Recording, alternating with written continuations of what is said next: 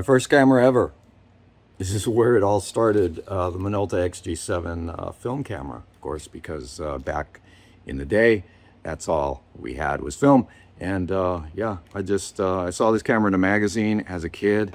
I needed a camera because I had signed up for the yearbook club, and sure enough, I worked all summer, mowed yards, mowed lawns, and got a little help from mom, and was able to afford this guy. It's pretty advanced at the time. Now it's an antique. Anyway, I usually respond to all of the comments in my videos. I do miss the occasional one or two, sometimes on purpose, but I thought it'd be fun to just kind of go through the ones that I have not yet responded to, sort of give you my take on things. Let's just get started with this one. You tell me if you like the idea behind this video. Maybe I'll do some more. Just something I thought would be fun to do while I had a few moments. All right, so let's start with Prince Gaines, who responded to my video, actually responded to a short. I cut out a portion of a longer video where I talk about CFL lighting, and that's those little video light bulb. They're actually just mini fluorescent lamps. And in that video and in the short, I caution people, not to use those for photography purposes, for still photography, because they're just not strong enough for most good work. You're going to end up having to use like really high ISOs or really slow shutter speeds or whatever. It's just use flash. That's my point. Anyway, so Prince Gaines comments on the video. He says, it's important to actually acknowledge why CFLs are bad for photo and video. Just saying they're bad doesn't teach anyone anything. Fluorescent lamps are notorious for having poor color reproduction. You could have very easily said that. Absolutely, you're right. I could have easily said that. And you're right about the fact that they're, not going to give you consistent color. Of course, that's going to happen with some flash units also. Nothing's ever going to be perfect. But you're absolutely right, and I could have very easily said that. Let's see. My video, Skip the Strobe, Here's Why. The title of that video was actually, Think You Need a Strobe? You Probably Don't. Sort of clickbaity, maybe? I don't know. But it's true. You probably don't need a big old strobe for your portrait lighting. You can start with a speed light. I use speed lights as often as possible. I try to avoid using the big old strobes unless I really need to use them. And Dan Evans V8J says, speed lights have a slow recycling time that will overheat and shut down the flash. As long as you're using them at low power, then you will be fine. Just matters what the situation will be. Having a strobe will be a more consistent choice. So I do not have a problem with recycling time or overheating with any of my flash units, because I take pictures, say one every couple seconds at the most. But yeah, if I had a model or two in the studio and I said, hey, I want you to jump around, I'm just going to just fire stuff off, I'd definitely use a larger strobe, something that wasn't using very high power either, because if you're using it at a high power setting, then the recycle time could be slow. All right, and somebody asked in my video, it's kind of an older video, softboxes, what to look for and what to avoid. I think in the video I talk about, the dangers of getting a softbox that is just too large for the room that you're working in. And Dice Flawless 9115 asks, so how big is too big for a normal sized room? And I would say what you're really trying to avoid with the size of the softbox there is, like if you have your subject standing and the softbox needs to be about 45 degrees up here to them for that normal portraiture.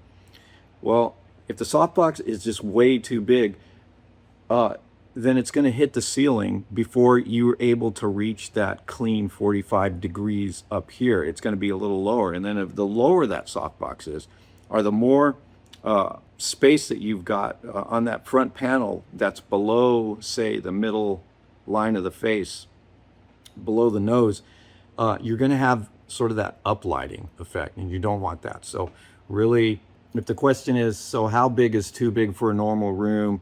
I use a 36-inch softbox for most portraiture, but you'll probably be able to go into the 43-inch and above range. I've got some umbrellas that are 43 inches, and you'd probably be able to get away with that.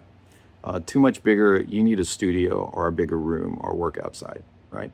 Joe Pratt 7424, I hope I'm pronouncing your name right, is, well, okay, so this is a video where we're talking about off-camera flash for beginners, budget-friendly one-light portrait setup.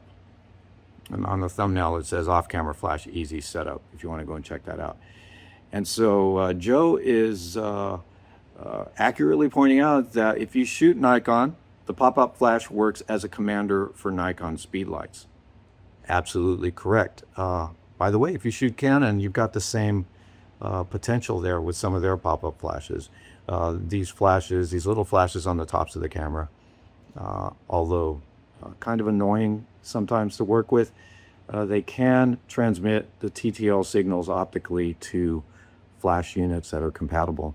That's one thing that you can do if you're really into not wanting to use the modern conveniences of, you know, radio transmitters that are so relatively cheap these days that I don't know why you wouldn't do that.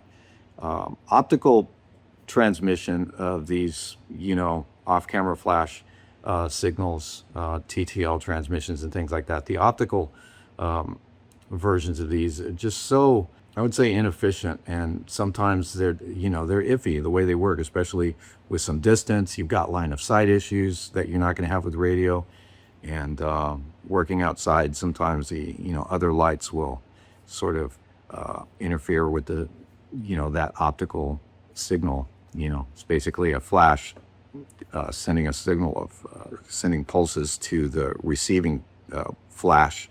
Just use radio triggers. That's a modern way to do it.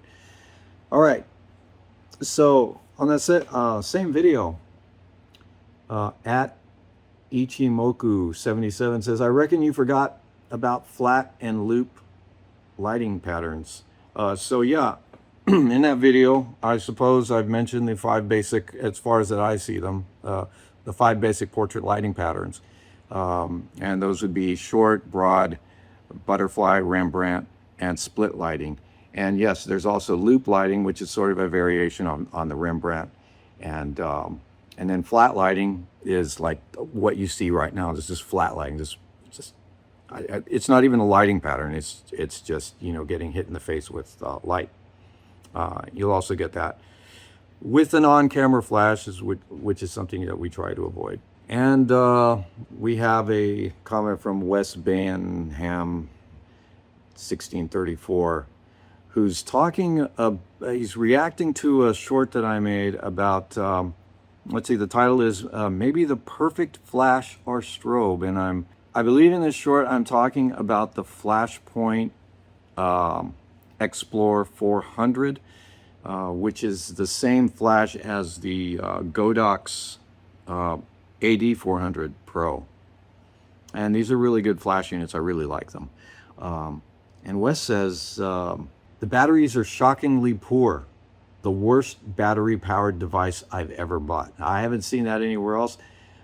I don't doubt that you had issues with that flash and battery combination. You know, there's issues with just about everything. Maybe there's something to that. I haven't had a chance to test it out just to push it to its limits, but that is something that I would, if you're considering buying that flash or a flash like it, I would definitely check out the reviews to see if anyone else has reported that problem. If so, I'm sure, as far as Flashpoint goes, I'm sure that Adorama, who sells, you know, that's their branded version of that unit, I'm sure that they would take care of you and make things right if you got a defective flash. All right, we're going to end it with this one. Double side lighting for flash portrait photography. This is a video that I made a few months back. The thumbnail text says flash photography, double side lighting. And Marcella Bro says super tutorial. Much cheaper than a Westcott 1x4 plus grid. And I guess he's talking about the the difference in price between the strip lighting that I use, because that's what we're talking about in that video, talking about using a couple of strip lights. Double side lighting, you can use umbrellas. I mostly like to use strip lights if I can, but you can use umbrellas or softboxes or just bare flash for double side lighting. You'll get basically the same effect if you know what you're doing. But yeah, probably the Westcott stuff is a little more pricey than what I show in the video, which is the Godox strip lights. I love the Godox strip lights. I have not used the Westcott ones. I'm sure the build quality on the Westcott's really good, but the Godox it's all I need. And I think those strip lights are like 36 bucks each, under $40 for sure each. For a strip light softbox, that's pretty good, and they're a good size too. Anyway, we're gonna end it there, guys. I hope you like this. A lot more comments. Some of them are kind of spicy, and maybe we'll get to them in the next video. But that's it for today. I'm gonna take off now. I hope you had a good time. I know I did. See you next time.